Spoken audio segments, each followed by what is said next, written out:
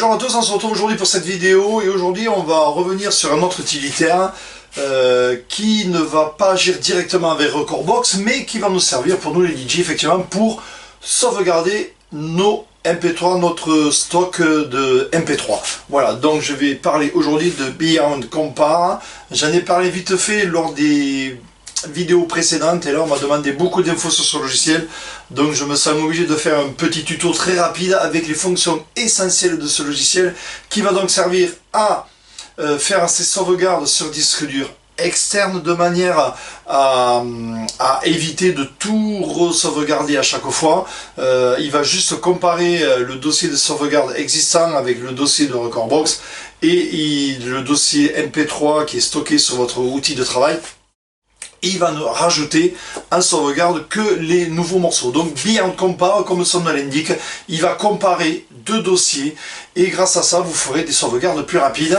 Et deuxième utilité, effectivement, il a aussi, on peut l'utiliser aussi pour la fonction comme Similarity, voilà, pour comparer les nouveautés et tout. Donc je vous explique tout ça dans cette vidéo. Allez, à tout de suite.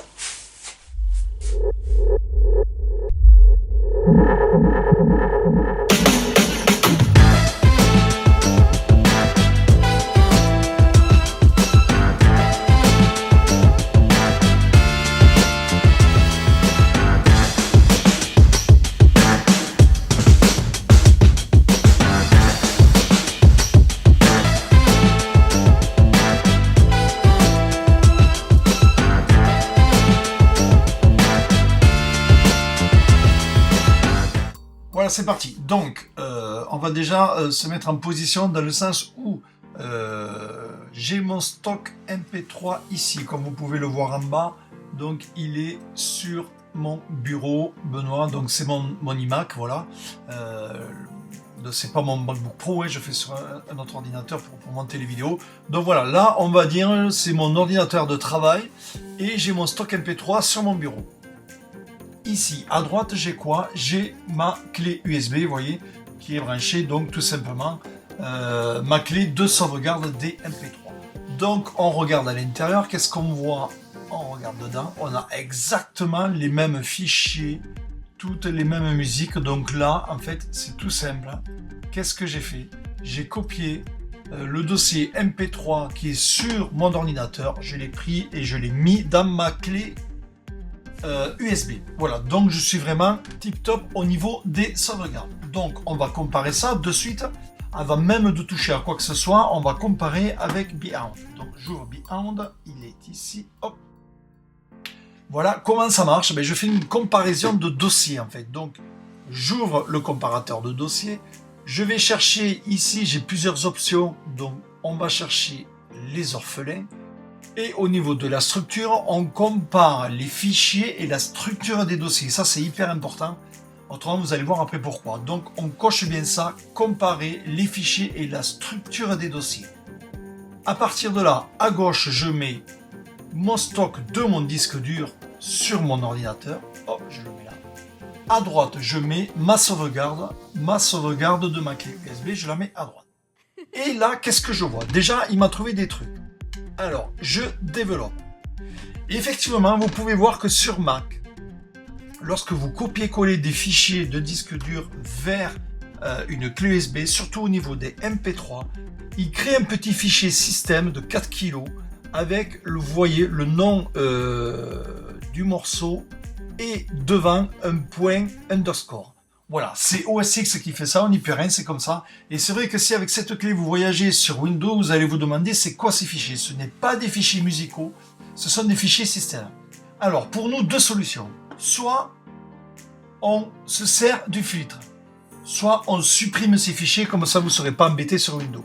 Première solution, on va se servir du filtre. Donc le filtre, je lui dis quoi?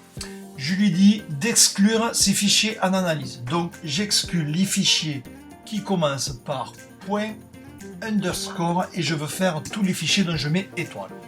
Voilà, à partir de là je fais OK et voilà, vous pouvez voir que... Et je peux voir qu'à gauche aussi les fichiers .dsstore.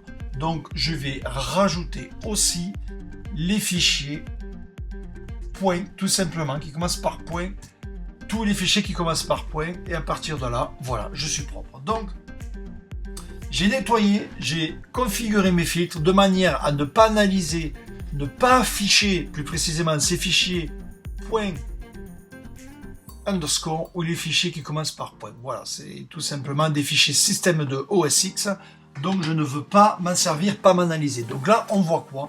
Mais si je développe, on voit que de toute façon, les deux fichiers sont identiques, ce qui est normal.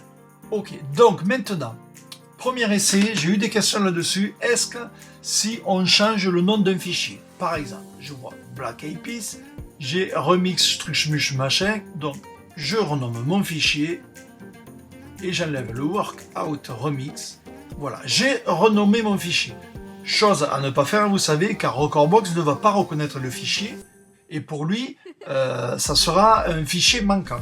Donc attention. Mais c'est une question qu'on m'a demandé à propos de Beyond. Donc je regarde Beyond, je refais une analyse. Donc soit je fais un coup à rafraîchir, voilà, soit je reviens à l'accueil et je relance mon analyse, voilà. Donc il me fait quoi? Je développe et effectivement, il voit que ici à gauche, j'ai un nouveau fichier qui n'est pas à droite.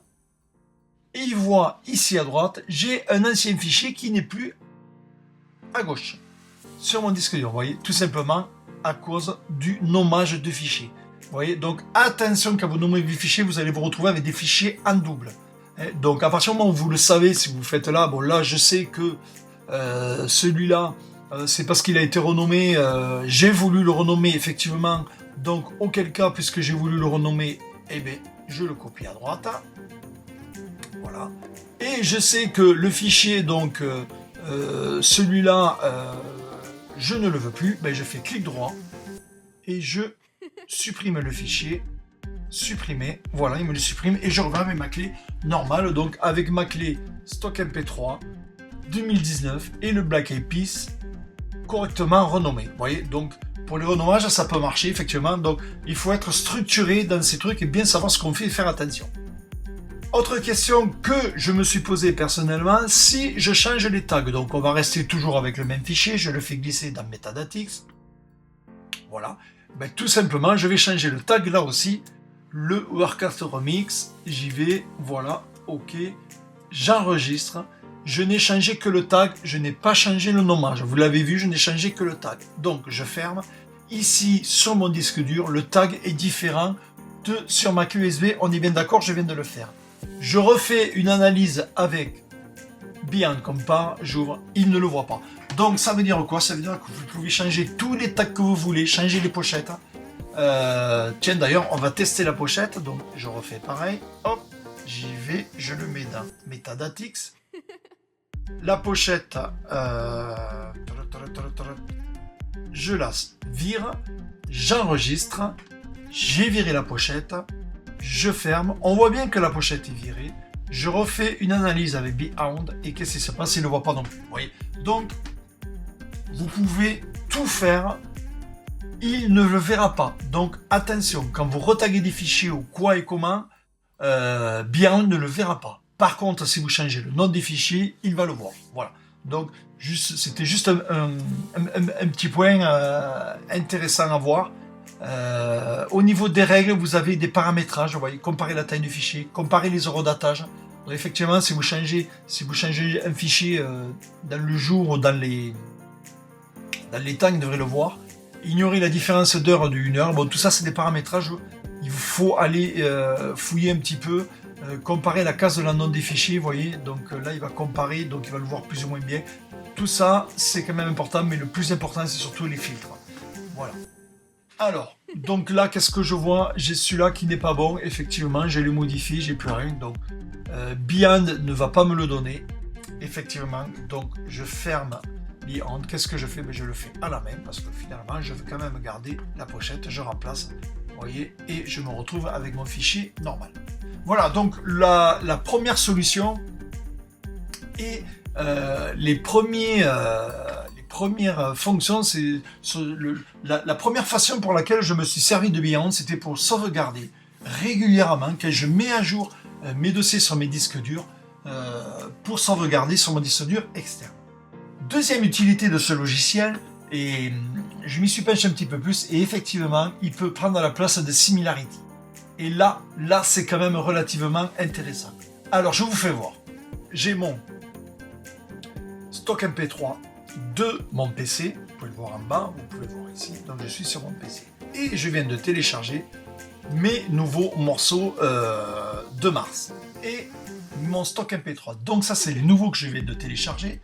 Et je veux donc voir est-ce que ces morceaux que je viens de télécharger, je les ai déjà. Alors bien sûr c'est le top 40. Certainement, c'est même sûr qu'il y en a que j'ai déjà. Donc lui bien on y va me le trouver. Donc j'y vais. Qu'est-ce que je fais? Je refais une autre analyse.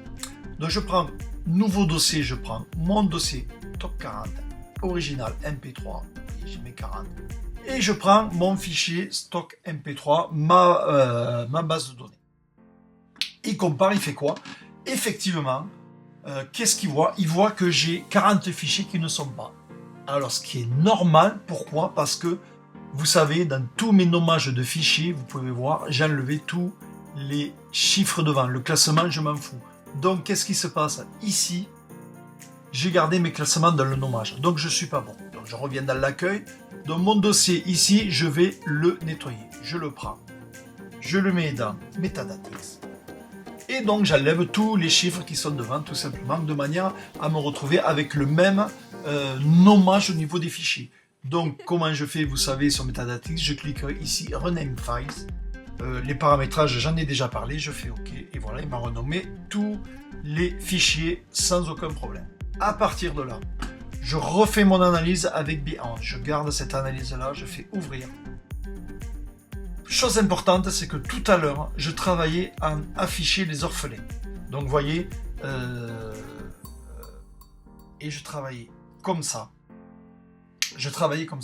Donc, c'est quand même relativement important dans le sens où vous voyez, effectivement, dans mon dossier Top Club, je n'ai pas ces dossiers, donc ça ne m'intéresse pas. Donc, je veux voir les orphelins de mon dossier à gauche, mon dossier Top 40.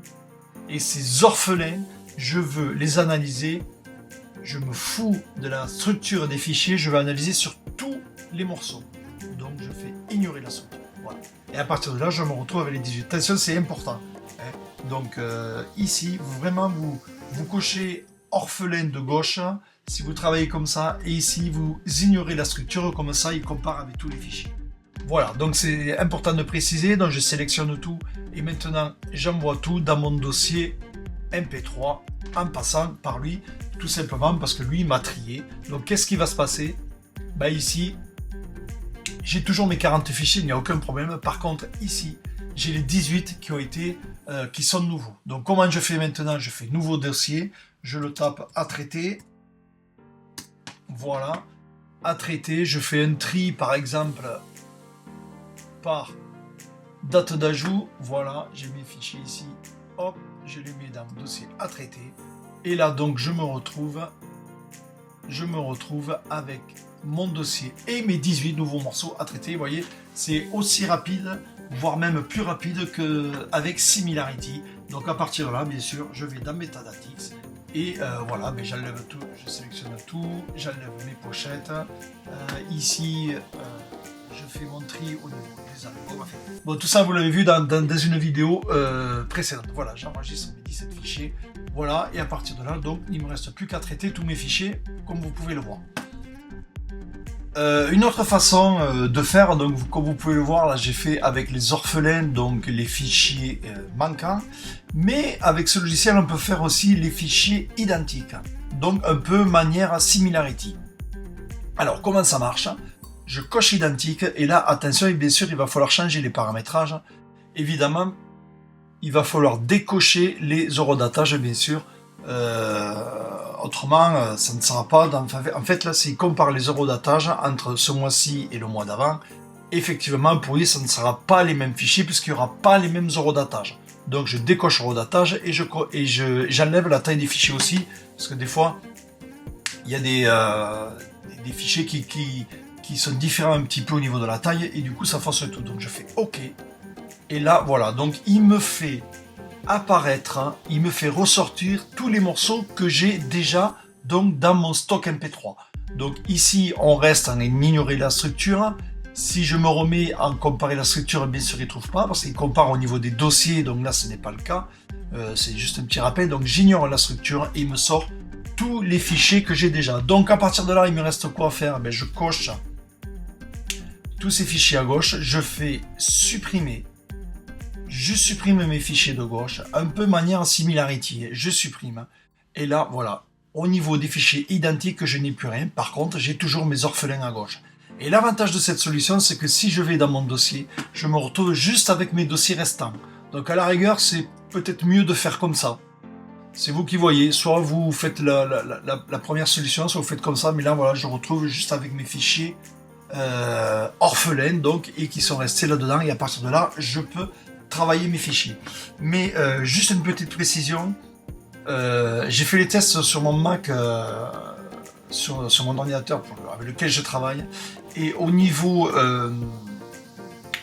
marquage, il faut faire attention, dans le sens où, par exemple, vous voyez ici, si je mets un espace au début du morceau, il ne va pas me le ressortir. Donc, il n'accepte aucune casse, il n'accepte rien du tout. C'est un majuscule, minuscule, ça vous pouvez le paramétrer. Vous voyez, vous faites ici comparer la casse des fichiers. Voilà, donc il va comparer s'il y a majuscule et minuscule, ça il va le prendre en compte.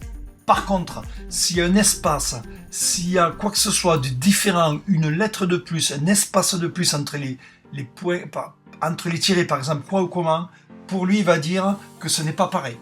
Donc à partir du moment où vous le savez, attention au renommage des fichiers. Voilà, donc 2 utilités pour ce logiciel. Donc personnellement, je pense, je vais voir le mois prochain, je ferai la comparaison avec les deux, voir le plus rapide. Mais je pense que je vais me séparer de Similarity et garder Beyond Compare, car grâce à lui, il est aussi bon, je trouve, dans les analyses des nouveautés, des nouveaux morceaux. Et surtout, il est utile pour sauvegarder sa bibliothèque. Donc, 2 utilités en un logiciel, c'est quand même relativement intéressant. Donc, à surveiller. Donc, l'utilisation principale, donc, c'est la sauvegarde de vos fichiers. Bien sûr, il y a d'autres logiciels, notamment sur Windows. Mais sur Mac, j'en ai essayé plusieurs. Je pense que c'est le meilleur, enfin, celui que j'ai trouvé le plus pratique.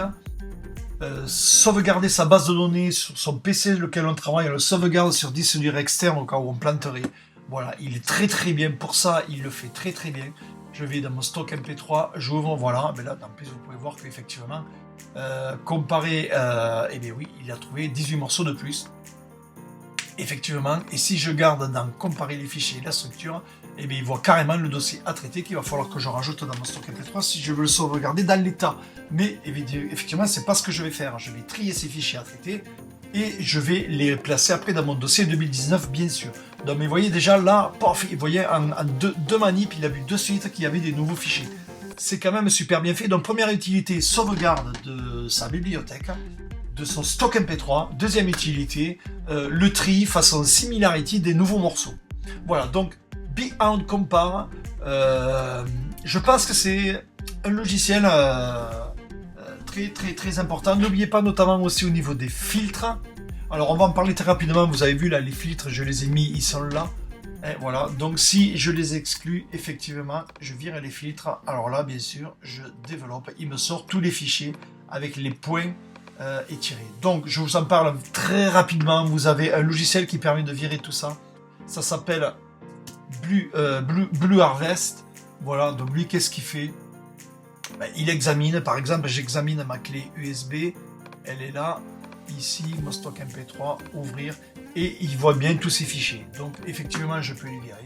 Je fais ici, je clean ma clé, voilà, nettoyage est terminé, il clean ma clé, et là, donc, si je refais une analyse, hop, voilà, je me retrouve avec plus de fichiers cachés, comme vous pouvez le voir. Voilà, la clé a été nettoyée. Et là, j'ai effectivement mes nouveaux fichiers à mettre dans ma clé de sauvegarde. Voilà. Donc, Blue Harvest, voilà, bon, ça c'est petite info, un petit utilitaire en plus que je vous fais découvrir. Mais bon, vous voyez, déjà, rien qu'en mettant les filtres ici, il n'y a aucun problème. Le filtre point underscore étoile pour dire tous les fichiers. Et le filtre point étoile, tous les fichiers cachés. À partir de là, vous allez voir, vous repartez à propre. Voilà, donc Beyond Compare, les 2 utilisations, À la base, il était prévu pour la sauvegarde de votre stock MP3 sur un disque dur externe. Mais en plus, en réfléchissant un peu, j'ai trouvé cette utilité de manière à remplacer Similarity. C'est quand même pas mal. Voilà donc comme vous avez vu les deux principales fonctions de Beyond, la sauvegarde et la comparaison de dossiers pour éventuellement repérer les nouveautés. Voilà donc logiciel très complet à suivre de très près, à tester pourquoi pas. Vous avez vu les paramétrages, essayez d'autres paramétrages aussi. Hein.